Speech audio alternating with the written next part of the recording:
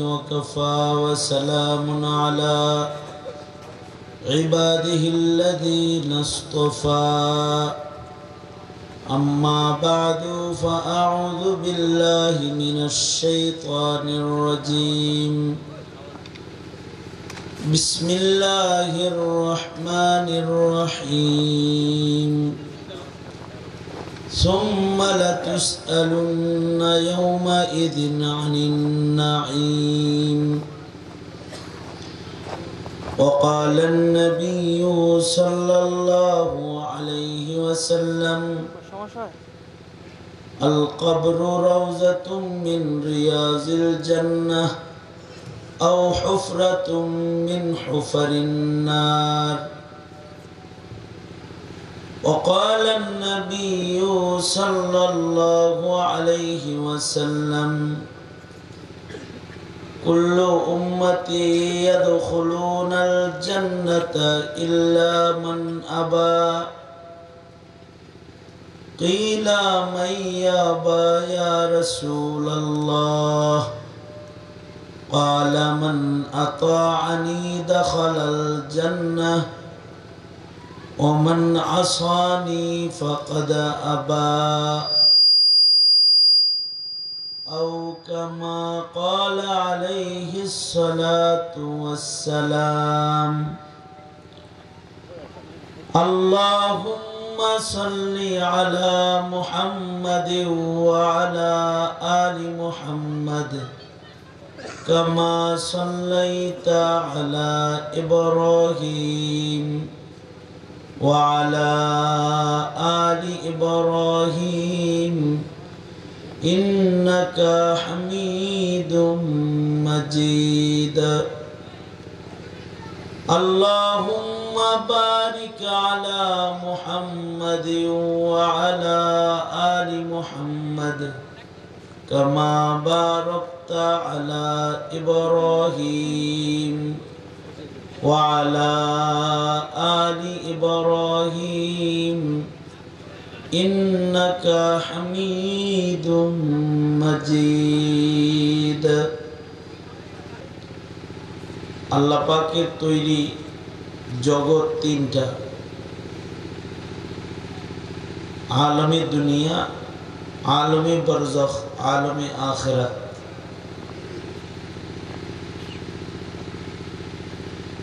আলমে আখিরাতে আবার দুই জায়গা আছে আলমে বরজখেও দুই জায়গা আছে বরজখ কারোর জন্য জান্নাত কারোর জন্য জাহান্নাম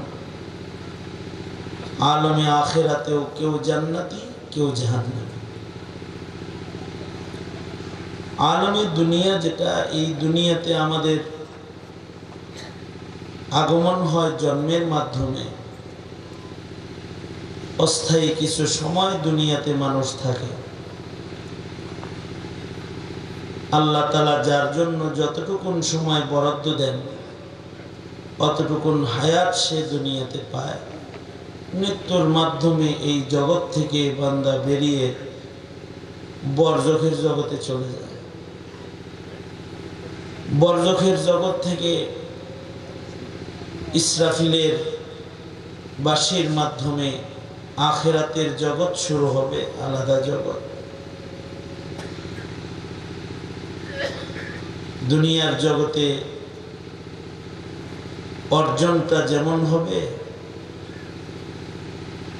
বরজখ এবং আখিরাত তার তেমন হবে আর দুনিয়া মাজরাতুল আখিরাত দুনিয়ার জগৎটা আখিরাতের খ্যাতি আখিরাত চাষাবাদ করার জায়গা হলো দুনিয়া আখিরাতের চাষাবাদ করতে হইলে কেমনে করব আল্লাহর ইচ্ছা বাস্তবায়ন করলেই আখিরাতের চাষাবাদ হয়ে যাবে অর্থাৎ দুনিয়াতে কেউ স্বাধীন থাকতে পারবে না আল্লাহর অধীন থাকতে হইবে অনেকে বলে আমি স্বাধীন আমি কারোর তোয়াক্কা করি না কারোর অধীনে চলি না না দুনিয়াতে মানুষ সবাই আল্লাহর অধীন, স্বাধীন কেউ নাই। যারা দুনিয়াতে স্বাধীন জিন্দেগি বসর করবে তারা আখিরাত এবং বরজখে তাদের কষ্ট হবে। আর যারা দুনিয়ার জগতে আল্লাহর অধীনে চলবে, আল্লাহর ইচ্ছাকে নিজের ইচ্ছা বানাইব, নিজের কোনো ইচ্ছা নাই, আল্লাহর ইচ্ছার কাছে নিজের ইচ্ছা যারা বেচে দিব, এদেরকে আল্লাহ তাআলা আখিরাতে স্বাধীন জিন্দেগি, ইচ্ছা মতো চলার জিন্দেগি, যেখানে কোনো বিধান পালন করতে হবে না, মনে যা চাবে তাই করতে পারবে, এমন জিন্দেগি তাকে দান করবেন। যা আশা করবে, ইচ্ছে করবে সব পূরণ হবে, এমন সফল হায়াত আল্লাহ তাকে দান করবেন। এটা আল্লাহ পাকের ওয়াদা। দুনিয়াতে সব আশা পুরা হয় না, কিন্তু আখিরাতে সফল, আখিরাত কামাইকারী হইলে আখিরাতে সব আশা পুরা হয়। আল্লাহর অধীনে যারা চলবে তাদের আল্লাহ তাআলা আজব এক জিন্দেগি দান করবেন। মা তাশতাহি আনফুসুকুম ওয়ালাকুম ফিহা মা তাদদাউন, যা চাইবো সব পাইব, এমনকি যা কল্পনা করব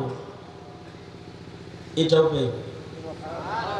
হাদিস শরীফে আছে, উড়ন্ত পাখি দেখে কল্পনা করতেছে যদি কাবাব খাইতে পারতাম, কাবাব হয়ে সামনে হাজির হয়েছে।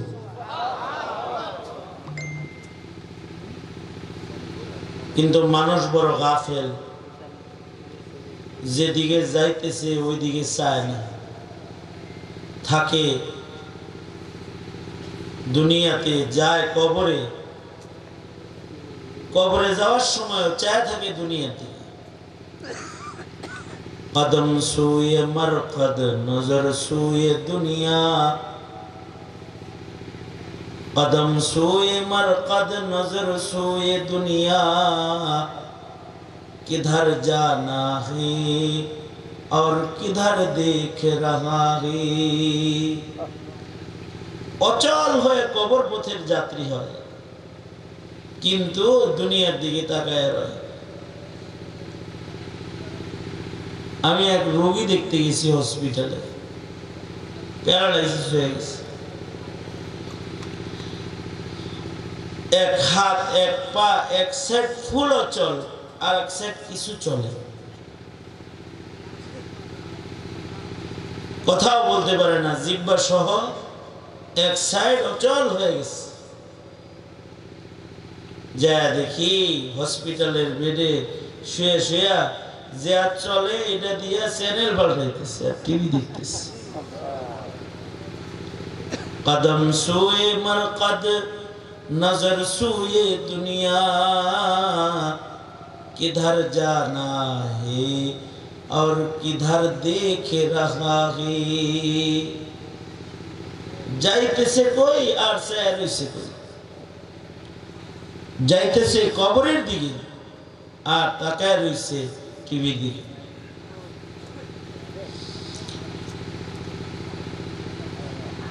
এই কারণে চালাক হলো তারা যারা যেদিকে যায় ওইদিকে তাকায় থাকে, যারা এরা চালাক।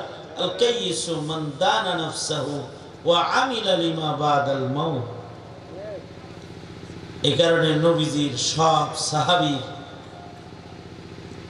নজর ছিল কবরে, নজর ছিল হাসরে। আমাদের দুনিয়ার উপরে নজর।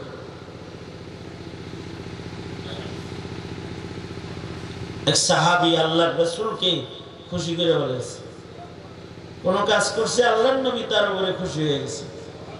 অনেক সময় বাপ ছেলের উপরে খুশি হয়, স্বামী স্ত্রীর উপরে খুশি হয়, সাহাবীর উপরে নবীজি খুশি হয়ে গেছে। খুশি হয়ে আল্লাহর রাসূল বললেন, এই সাহাবী, আমি তোমার উপরে খুশি হয়ে গেছি, তুমি কিছু চাও, তুমি যা চাইবা তোমাকে আমি তাই দিব। আল্লাহর রাসূল বলছেন ইকো বন্ধ করে দিতে, কথা ইকো বন্ধ করে দিতে।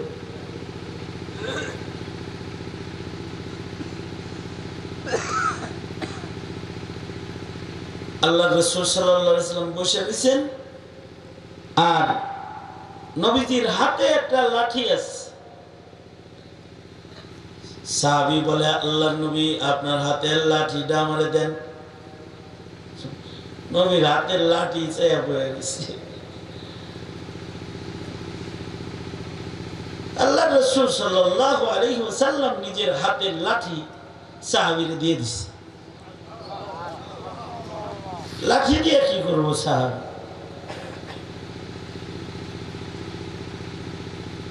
সাহাবী বাড়িতে গেছে, বাড়িতে যায় নিজের সন্তানদেরকে ডাইকা সবাই বসাইছে, বিবি বাচ্চা সবাই বসায় বলে, আমি আল্লাহর রাসূলকে খুশি করছি, আল্লাহর রাসূল আমাকে এই লাঠিটা দিছে হাদিয়া, নবীজি আমার উপরে খুশি, এই লাঠি ওইটার দলিল। কবর জগতে একা থাকতে আমার ভয় লাগে, এই যে মখমল দিয়ে পেঁচায়া লাঠিটা আলমারিতে রেখে দিলাম, আমি মরে গেলে আমার লাশ যখন কবরে রাখবি তখন আল্লাহর রাসূলের হাতের লাঠিটা আমার সাথে কবরে দিবি। আশা করা যায় নবীর হাতের লাঠি কবরে থাকলে ওই কবরে আযাব ঢুকবে না, আর এই লাঠি নিয়ে হাসরের মাঠে দাঁড়াইলে লাঠি প্রমাণ করবে আমি আল্লাহর রাসূলকে খুশি করছি, তো মহান আল্লাহ আমাকে দোজখে ফেলবে না। আমরা কদম সোয়ে মারকদ নজর সোয়ে দুনিয়া, কদম সোয়ে মারকদ নজর সোয়ে দুনিয়া, किधर जाना है और किधर देख रहा है। আমরা হইল যাই একদিকে, চেয়ে থাকি আর একদিকে, আর সাহাবী যায় যেদিকে চেয়ে থাকে ওইদিকে।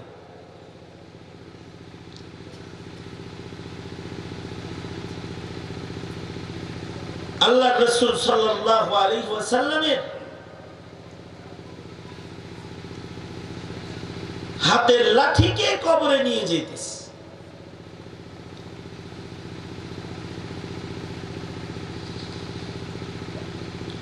আল্লাহ রাসূল সাল্লাল্লাহু আলাইহি ওয়াসাল্লাম এক গাজওয়া থেকে আসতেছেন, তো মহিলা কয়েদিরা অনেক গ্রেফতার হয়েছে, মেয়ে কয়েদি গ্রেফতার হয়েছে। এই কয়েদিদের ভেতরে একটা মেয়ে আছে, দেখতে খুব সুন্দরী, সম্ভ্রান্ত ফ্যামিলির কন্যা। বড় লোকরা তো আজকাল হিজাব টিজাব করতে চায় না, হার জমানায় বড় লোকরা একটু খোলামেলাই থাকে। গরিব মানুষের বোরকা লাগে, অন্য লাগে, বড় লোকরা খালি কাপড় ছাড়া চলবার চায়।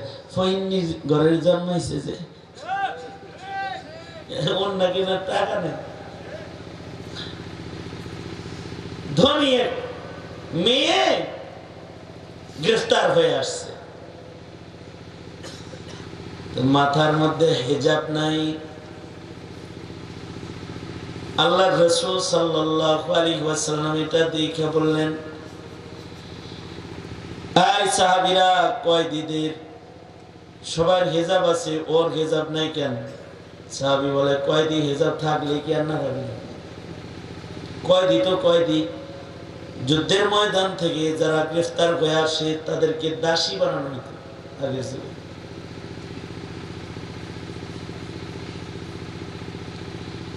আল্লাহর রাসূল সাল্লাল্লাহু আলাইহি ওয়াসাল্লাম নিজের গায়ের মুআজ্জম চাদর, যে চাদরটা আল্লাহর রাসূল নিজের গায়ে রাখছেন, নবীজি নিজের গায়ের চাদরটা খুইলা সাহাবীকে বললেন, এই চাদরটা ওর মাথার হিজাব বানায়, ওকে বোরকা বানায় ঢাইকা দাও। নবীজির গায়ের চাদর তো এটা কবরে নেওয়ার জন্য হলো ইমানদাররা পাগল। সাহাবীরা চিৎকার শুরু করছে, নবীর গায়ের জামা যদি কাফন বানানো যায় তাহলে এটা নিজের কবরের আযাব মাফ হওয়ার উসিলা হইতো। হযরত খাদিজাতুল কুবরা মৃত্যুর আগে আল্লাহর রাসূলকে বলেছিলেন, আল্লাহর নবী আমার কিছু দাবি দাবা আছে। একটা দাবি হলো আপনার গায়ের জামাকে আমার কাফন বানায় দিয়ে দিবেন, কবরে যেন আপনার জামা প্রমাণ করে আমি আপনার দলের লোক। এটা কাফন বানায় দিবেন। আল্লাহর রাসূলের গায়ের চাদর এটা আল্লাহর কাছে কিরকম দাম হইতে পারে? আল্লাহর রাসূলের গায়ের সাথে মাইকলা আমার কথা বলতে কষ্ট হইতেছে, আমার কথা বলতে তোমার মাইকে কষ্ট হচ্ছে। আল্লাহর রাসূলের গায়ের সাথে যেই মাটি লেগে আছে, এই মাটির দাম আল্লাহর কাছে আল্লাহর আরশের চেয়ে বেশি দাম। তাইলে আল্লাহর রাসূলের গায়ের সাথে যে চাদর লেগে আছে এটার দাম কিরকম? আল্লাহু আকবার। নবীর দেহ মুবারক জিসমে আতহারের ছোঁয়ারও তো একটা মূল্য আছে। নবীর তো ইশারারও মূল্য আছে। ছোঁয়া ইশারা করছে আর চাপ দুই টুকরা হয়ে গেছে, গায়ের সাথে চাদর লেগে রয়েছে, এটার কিরকম দাম? এই দামি চাদর আল্লাহর রাসূল একটা মুশরিক মেয়ে তার বোরকা বানায় তারে ঢাকা দিছে। পর্দার কত গুরুত্ব! সাহাবীরা চিৎকার শুরু করছে, হায় নবীর গায়ের চাদর একটা মুশরিকের মাথায় গেল গা, হায় রে আমি পাইলাম না, আমরা পাইলে এটা কবরে লয়ে যেতাম, এটার কাফন বানাইতে পারতাম। এটা মুশরিক মেয়ের মাথায় নবীর দেহের গায়ের মুআজ্জম চাদর নবী দিয়ে দিল। সাহাবীরা চিৎকার করতেছে, আল্লাহর রাসূল বললেন সাহাবীরা চিল্লাও না, আমি তারে চিনি, সে আরবের মশহুর দানবীর হাতিম তায়ের মেয়ে, নবীদের কাছে সব খবর থাকে আমি জানি। নবীজি সামনে যায় বলে, আই তোমার বাবার নাম কি? হাতিম তাই না? জি। তুমি একটা নেক গুণী মানুষের সন্তান, তোমার বাবা দানবীর, গোটা আরবের মানুষ তোমার বাবারে চিনে সম্মান করে, একটা সম্মানিত লোকের কন্যা হওয়ার কারণে যাও, তোমার জেল মাফ করে দিলাম, তুমি মুক্ত। আল্লাহর নবীর আখলাক, আশ্চর্য আখলাক, নবীজি মুক্ত করে দিছে। কিন্তু এই মেয়েটা বলে আমারে মুক্ত করলেই আমি যাব না, আমি যাইতে পারি, আমার বান্ধবী যেটি আছে সবটিরে ছাড়ানো তাইলে যাব। আল্লাহর রাসূল হাসিয়া দিলেন। আল্লাহর রাসূল বলে, এই তোর ভিতরে তো তোর বাপের গুণ আছে রে, তোর বাপ যেমন নিজে না খায়া পরে খাওয়াই, তো তুই দেখি নিজের জেলের চিন্তা না করে পরেরটা চিন্তা করতেছস, তুইও তো তোর বাবার মতো সখী। এবার আল্লাহর রাসূল বললেন ঠিক আছে যাও, তোমার বাবার সম্মানে তোমাকে মুক্ত করে দিলাম, আর তোমার ভেতরেও সাখাওয়াত আছে, তোমার সম্মানে তোমার বান্ধবীদেরকে জেল মুক্তি দিয়ে দিলাম, যাও চলে যাও, সব মুক্ত। এরপরে কি ঘটলো? হাতিম তার মেয়ে নবীজির সামনে দাঁড়ায় কয়, আল্লাহ নবী দুনিয়ার জেল থেকে মুক্তি দিলেন, কবর হাসরের দোজকের জেলটা থেকে আমার মুক্তি দিবেন না? দেখেন আমাদের চিন্তা কোথায় আর তাদের চিন্তা কোথায়। কদম সোয়ে মরকদ নজর সোয়ে দুনিয়া, कदम सूए मरकद नजर सूए दुनिया, किधर जाना है और किधर देखे रहा है, किधर जाना है और किधर देखे रहा है। ওই দিক দিয়ে চাদর দেখে সাহাবী চিল্লায়, হ্যাঁ এই চাদর যদি আমি কবরে নিতে পারতাম। আর এই দিক দিয়ে নয়া সাহাবী হাতিম তার মেয়ে বলে, নবী কবর হাসরের জেলটা তো বেশি ভয়ঙ্কর, এই জেল থেকে মুক্তি দিলে কি হইব, আমাকে কালেমা পড়ায় একটু ওই জেল থেকে মুক্তি দিয়ে দেন না। নজর কোন জায়গায়? এ কারণে হার হার মুসলমানের নজর তো থাকবে ওই জায়গায়। আর এক সাহাবী আল্লাহর রাসূলকে কোন কাজ করে খুশি করে গেছে, এই সাহাবী খুশি করছে। আমি ছোট ছোট করে উদাহরণগুলো বলতেছি, বিস্তারিত বলতে সময় বেশি লাগে। আল্লাহর রাসূল এই সাহাবীরও বললেন, আই সাহাবী আমি তোর উপরে খুশি হয়ে গেছি, কি চাস, যা চাস তাই দিমু। নবীজি বলছে যা চাবি তাই দিমু। আল্লাহর রাসূল বললেন কিছু চাও, আমি তোমার উপরে খুশি হয়ে গেছি, যেটা চাইবা তোমারে দিমু।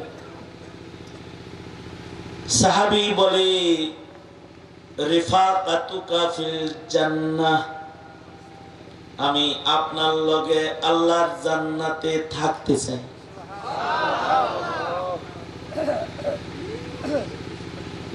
আল্লাহর রাসূল বলেন কোথায়, আমি নবী সাইয়্যিদুল মুরসালিন আর তুই আমার লগে জান্নাতে থাকার দাবি করে বসলি, আর একটু ছোট করে কিছু চা, অন্য কিছু চাও, এটা না। রেফাকাত এটা অনেক বড় জিনিস, এটা সাধনা করে অর্জন করতে হয়। তুমি অন্য কিছু চাও, নবীর রেফাকাত জান্নাতে, এটা নবী হইতে পারে, তুমি দাবি করে ফেললা এইটা একেবারে বেশি বড় হয়ে গেছে, আর একটু ছোট করে চাও। সাহাবী তো সাহাবী, সাহাবী বলে আমার ডর অন্য জায়গায় নাই, আমার ডর আখিরাতে, আমি আখিরাতে আপনার কাছেই থাকতে চাই, অন্য কিছু আমি পাই আর না পাই আপনার লগে জান্নাতে থাকতে চাই, এটাই চাই, এটাই দিবেন। আল্লাহর রাসূল বললেন ঠিক আছে, চা যেহেতু ফলাইছস পথ দেখায় দিই। আলাইকা বিকাসরাতিস সুজুদ, আজ থেকে বেশি বেশি সিজদা দিবি, যত বেশি সিজদা দিবি তত বেশি আমি নবীর কাছাকাছি থাকবি।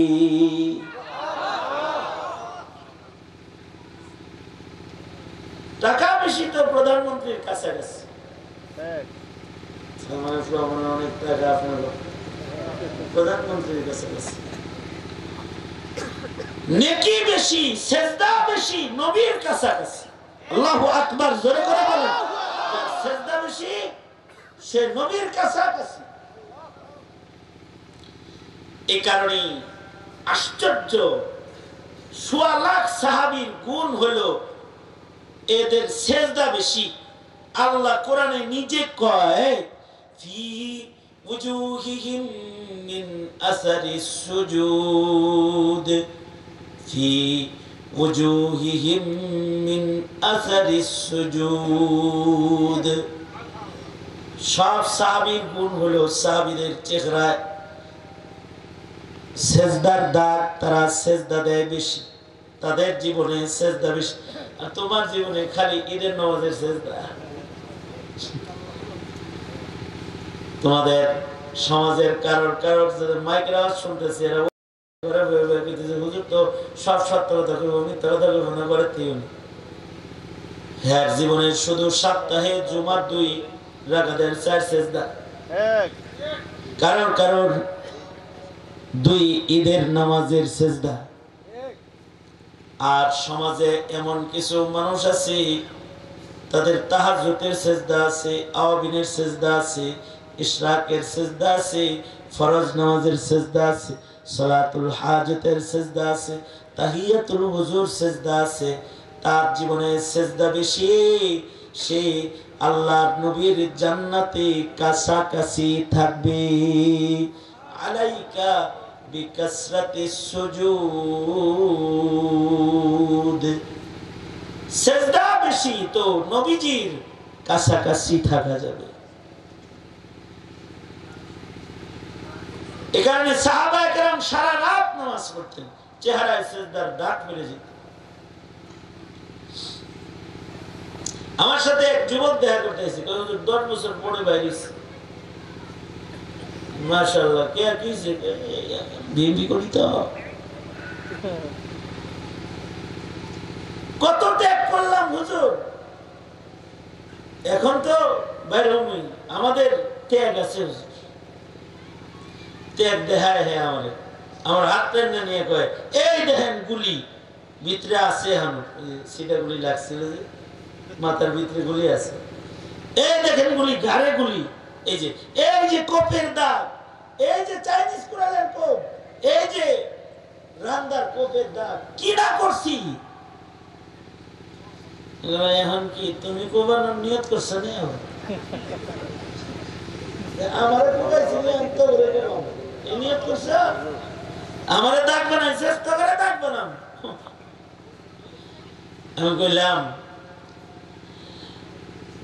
গণতন্ত্রের কুফরি মতবাদের দাসত্বের দাগ গায়ে লয়ে কবরে যাওয়ার আগে একাত্মবাদ বিশ্বাসী আল্লাহর গোলামের কিছু সেজদার দাগ কপালে লাগাও, কুবাকুবি করার নিয়ত করো না। তো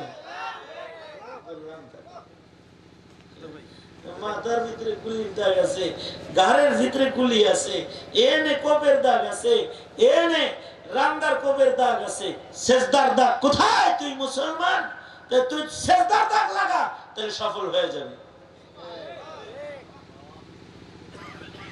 কদম সোয়ে মরকদ, কদম সুয়ে মরকদ, নজর সুয়ে দুনিয়া, किधर जाना है और किधर देख रहा है, किधर जाना है और किधर देख रहा है। এরকম কল্পনা করার কিছু নাই যে মরমু এমনি কবরে গেলে জান্নাত পাবো না, কাম করতেই সেজদা বেশি দেওয়া, সেজদার দ্বারা আলমে আখিরাতের জান্নাত কনফার্ম হয়।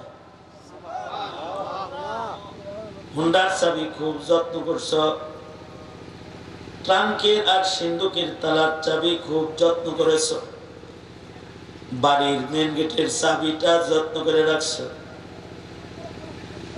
ছোট ছোট 20 টাকা দামের তালার চাবি এত যত্ন করলা। জান্নাতের দাম জানো কত? যেখানে সব আছে, যেখানে তোমার সব আশা পূরণ হবে, তোমার চিরস্থায়ী জিন্দেগীর রাজমহল যেটা, যেখানে তুমি সারা জনম থাকবা, ওটারও একটা চাবি আছে যেটা রাসূল দিয়েছে। এই চাবিটার খবরই নেও নাই, এই চাবিটার গাঁটগুট ঠিক করো নাই, ওযু করা শিখো নাই, রুকু দেওয়া শিখো নাই, সেজদা দেওয়া শিখো নাই, আল্লাহ পাকের নিয়ামত ভোগ করছো আর নাস্তিক মুরতাদের গোলামির রাজনীতি করছো। কি মনে করছো তোমার হিসাব নাই? হিসাব আছে। সুম্মা লাতুসআলুন্না ইয়াওমা ইযিন আনিন নাঈম। প্রত্যেকটা নিয়ামত সম্পর্কে মহান আল্লাহ তোমার কাছে জিজ্ঞাসাবাদ করবেন। যে ভোগ করলা রবের নাজ নিয়ামত, কি কামে ভোগ করলা? হিসাব নিকাশ নাই, এটা হিসাব নিকাশ আছে। হিসাব নিকাশ কবর থেকেই স্টার্ট হবে, বরজখ থেকেই শুরু হবে। বরজখকে জান্নাত বানাইতে হবে, আখিরাতেও জান্নাতি হয়ে দাঁড়াইতে হবে। এটা হলো মেহনত দুনিয়া। আলমে দুনিয়া আর আলমে আখিরাতের মাঝখানে হদ্দে ফাসিল হলো কবর, ওয়েটিং রুম। যাত্রী যেমন হবে কবর তার তেমন হবে। ইবাদতওয়ালা যাত্রী তো ভিআইপি লাউঞ্জে থাকবে সেখানে, আর যদি 2 নম্বর যাত্রী হয় তাহলে গরমের ভিতরে থাকবে, দোজখের গরমের ভিতরে থাকবে। ওখানেও হয়তো আগুন নয়তো বাগান। এ কারণে এই কবরের চিন্তা করা। আমাদের দুনিয়ার বাড়ি কই করবো এটা নিয়ে অনেক ধান্দা করি, আমাদের কবর কোথায় হবে এই টেনশন আমাদের নাই। কিন্তু এই উম্মতের শ্রেষ্ঠ মানুষ আবু বকর, সে বলে আয়েশা তোমার হুজরায় নবীর কদমের কাছে কবরটা হইলে নিরাপদ হয়, কিন্তু নবীর অনুমতি না নিয়ে নামায় না। কবরটা নবীর কদমের কাছে কামনা করতেছে। ইন্তেকালের আগে ওসিয়ত করছে, আয়েশা তোমার কবরের কাছে, তোমার হুজরায় নবীজির কবরের কাছে আমাকে কবর দিবা, কিন্তু নবী অনুমতি না দিলে নামায় না, লাশ নিয়ে জিগাইবা আবু বকরে আনছি আপনার পাশে নামামুনি। হযরত আলী রাদিয়াল্লাহু আনহু কবর খনন করেন নাই না, আল্লাহর রাসূল কি ওখানে বসে বসে জিগায় আল্লাহর নবী, ও আল্লাহর নবী আবু বকরে এখানে রাখুননি, কবরে তো হায়াতুন নবী। সকল নবীরা কবরে জিন্দা, ইউসাল্লুনা ফি কবরিহিম, তারা কবরে নামাজ পড়ে। মুসা আলাইহিস সালাতু ওয়াস সালাম কবরে নামাজ পড়তেছে, নবীজি তখন মেরাজে উপর দিয়ে যাইতেছে, নিচে তাকায়া দেখে মুসা কবরে নামাজে দাঁড়ানো আছে।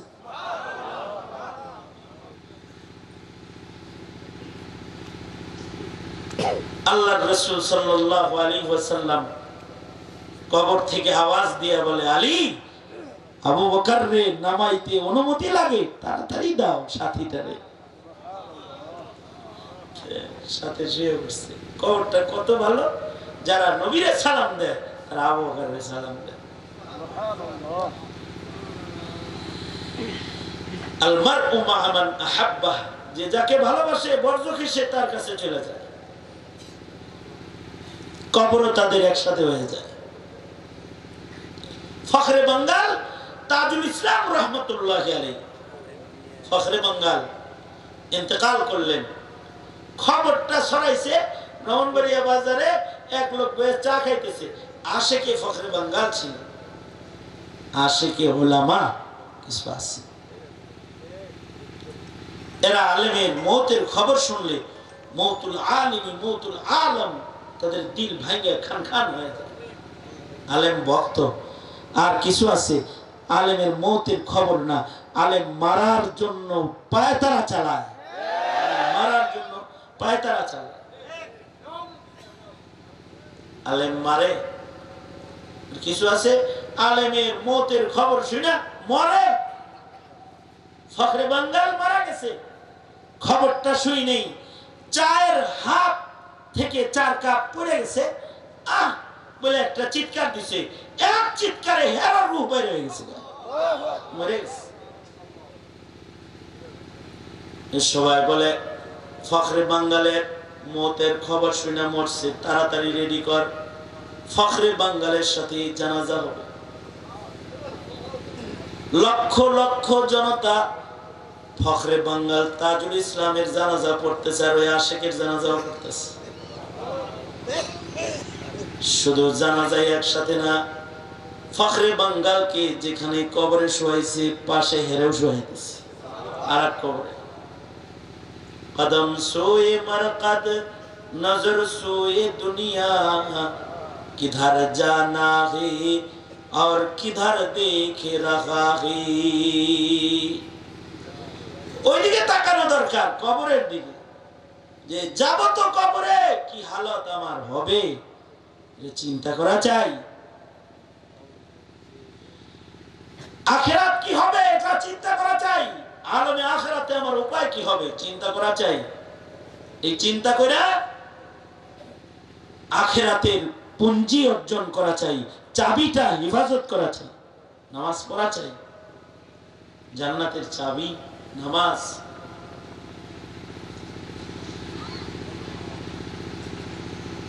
ভালো কবর চাইবেন, আল্লাহর কাছে বলবেন, আল্লাহ তুমি আমার একটা হাফেজে কোরআনের লগে কবর দিও। দোয়া করবেন, আল্লাহ আমার কবরটা যেন আলেমের কবরের পাশে হয়, দোয়া করবেন। হ্যাঁ, কিছু মানুষ আছে তাদের কবরের চিন্তা আছে, তারা কবরস্থানের সাথে মাদ্রাসা করে। কারণ কি, কবরে শুয়ে শুয়ে যেন মাদ্রাসার কোরআন তেলাওয়াত শোনা যায়। তারা নিজের জায়গায় মসজিদ করে, তারপরে মসজিদের কোনায় কবরের জায়গা করে, মসজিদের পাশে আল্লাহর ঘরের সাথে আল্লাহ আগুন ধরাইব না, এখানে শুয়ে থাকি। তাদের চিন্তা থাকি আখিরাতের ফিকির। বুজুর্গ ছিলেন সাবিত বুনানি রহমতুল্লাহ আলাইহি, মালিক ইবনে দিনার রহমতুল্লাহ আলাইহির জমানার বুজুর্গ ছিলেন। হাম ওমর হাম আসার দোয়া করতেন। হিলিয়াতুল আউলিয়াতে ইসবাহানি রহমতুল্লাহ আলাইহি আছেন, উনি দোয়া করত, আল্লাহ কবরে এত লম্বা সময় কেমনে থাকবো, আল্লাহ দুনিয়ায় নামাজ পড়া তৃপ্তি মিটে নাই, কবরের সময়টা নামাজ পড়ার সুযোগ দিও। সাহাবী দোয়া করতে, আল্লাহ আমি কবরে কোরআন পড়তে চাই, আমার তৃষ্ণা মিটে নাই। এই সাহাবী মারা গেছে, আর তার কবর থেকে একদিন গুনগুন আওয়াজ আসতেছে। তাকায় দেখে যে কবর ছিদ্র হয়ে গেছে, ভেঙে গেছে, পানিতে, বৃষ্টির পানিতে ভাঙছে। ভেতর থেকে তিলাওয়াতের গুনগুন আওয়াজ আসতেছে। নজর করে দেখে নবীর সাহাবী বসে বসে কোরআন শরীফ পড়তেছে। সাবিতে বুনানি দোয়া করে, আয় আল্লাহ কবরে নামাজ পড়ার তৌফিক দিও। ওনার ইন্তেকাল হয়ে গেছে।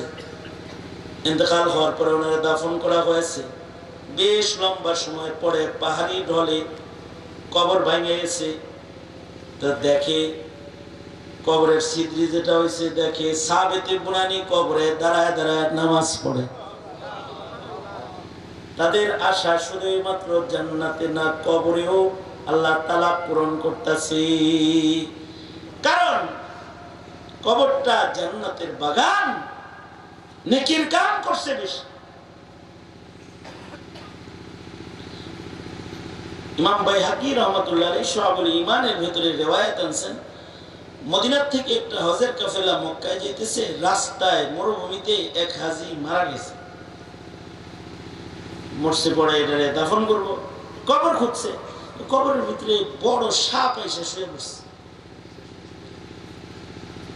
হাজিরা দ্বিতীয় আর একটা কবর খনন করেছে।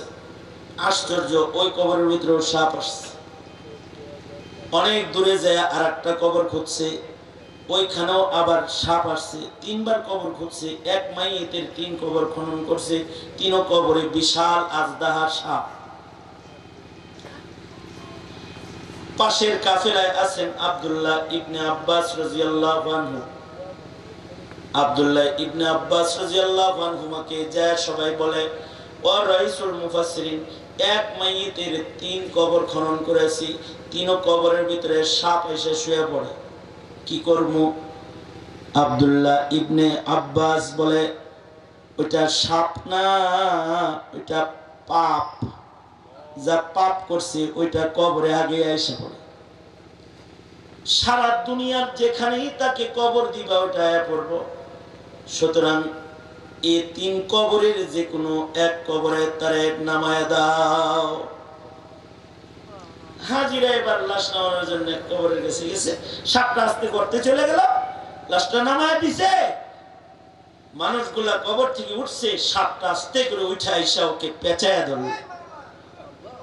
সাপে পেঁচায়া ধরছে।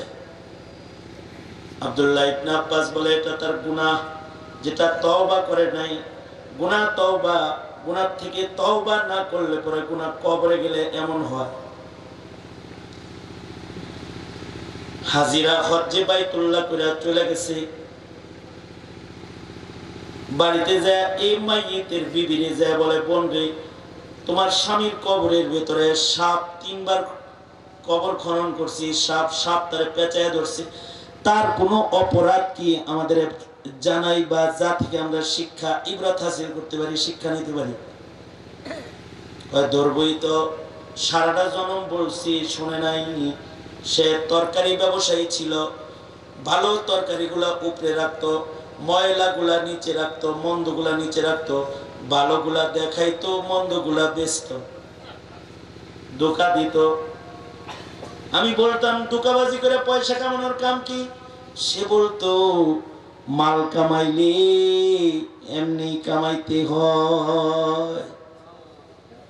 কিছু মহিলা তার স্বামীরে বলে, ঘুষ খাও কা? কারে বাড়ি গাড়ি করতে যে খাইতে হয়।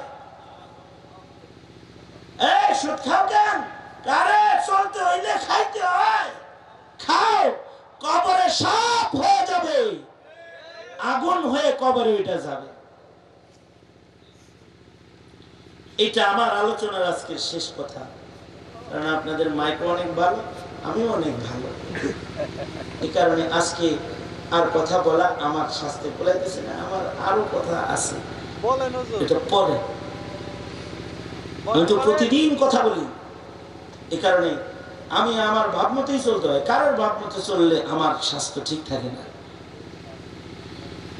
এটা জালালউদ্দিন সুয়ুতী রহমতুল্লাহ আলাইহির একটা আশ্চর্য কিতাব আছে, শারহুস সুদুর ফি আহওয়ালিল মাউতা ওয়াল কুবুর। তাফসীরে জালালাইন যিনি লিখেছেন, জালালউদ্দিন সুয়ুতীর দিগ্বিজয় এক কিতাব শারহুস সুদুর ফি আহওয়ালিল মাউতা ওয়াল কুবুর। উনি লিখেছেন, বাগদাদ থেকে এক হাজির কাফেলা হজে রওনা করছে। এক হাজি রাস্তায় মরছে, মরার পরে হাজিরা তারা দাফন করবো, যে কবর খনন করার কোদাল নেই। পাশে মহল্লা কোদাল আনতে গেছে, যা দেখে এক মহিলা ময়লা সাফ করতেছে কোদাল দিয়ে। আপা কোদালটা দেন। কি করবেন? আমরা হাজি এক মাইয়িতরে দাফন করব। দিতে পারি, ওই মরুভূমি থেকে কোদাল আমি আনতে পারব না, দিয়ে যেতে হবে বাড়ি। ঠিক আছে, ওয়াদা দিয়ে যাও। কবর খনন করে লাশ কবরে রাখা উপরে মাটি দিছে, কিন্তু ভুলে লাশও রাখছে, কোদালও ভিতরে রাখছে। এবার মাটি দেওয়া শেষ হইলে হাজিরা কয়, কিরে কোদাল কই? কোদাল ভিতরে। ভিতরে কোদাল রাখছিস কে? না, ফেরত দিতে হইব, ওয়াদা করছি। মাটি খোল, কোদাল ওঠা। মাটি সরাইতেছে, আর এমন সময় দেখে যে কবরের মাটি এই লাশটাকে চাইপা ধরছে, আর তার হাত গর্দান কোদালের সাথে আগুনের রশি দিয়া বাঁধা আছে। এটা দেখা হাজিরা দূরে চলে গেছে, তাড়াতাড়ি কবর কমপ্লিট করেছে। জালালউদ্দিন সুয়ুতী রহমতুল্লাহ লেখে, এই হাজিরা ওই মহিলারে যায় কয়, 4 গুণ দাম তোমার হাদিয়া দিয়ে গেলাম, কোদাল চাইও না। কেন দিতে পারবো না তাও বলবো না। হাজিরা হজ্জে বাইতুল্লাহ শেষ করে এই মরহুম লোকের বাড়িতে যায়, তার বউরে বলে, ও বোন, তোমার স্বামীর এমন কোন পাপ আসেনি যে পাপের কারণে তার কবরে এরকম দেখলাম? তো তার বিবি বলে, যা দেখছেন ঠিক ঠিকই দেখছেন, কারণ আমার স্বামী তার পার্টনারকে মরুভূমিতে মাইরা নিজে মরুভূমিতে মাটি দিছে। আমার স্বামী এসে বলছে যে কোদাল দিয়ে কবর খুঁজছি, ও কোদালটাও কবরে রেখে দিছি। তার মরণ যেমন হয়েছে, সে যেমন জুলুম করছিল ওইরকম আল্লাহ তারে দিছে। কামা তাদিনু তুদানু, যেমন করবা তেমন পাইবা। जैसी करनी वैसी भरनी, ना माने तो करके देख, जन्नत भी है जहन्नम भी है ना माने तो मर के दे। কাউরে কুবায় মারবা এটার বিচার আছে, কাউকে পিটায় মারছো বিচার আছে, কাউকে রাতের অন্ধকারে গুলি করে মারছো বিচার আছে। কবরে যাও, বিচার হবে। আল্লাহ তাআলা একটা অপরাধ কেউ ছেড়ে দেন না, একটা অপরাধ ছাড়েন না। এজন্য কখনোই জুলুম না করা। ইনশাআল্লাহ বলেন, জোরে আওয়াজ করে বলেন ইনশাআল্লাহ। আল্লাহ তাআলা মাজমাকে কবুল করেন, আপনাদের আয়োজনকে কবুল করেন।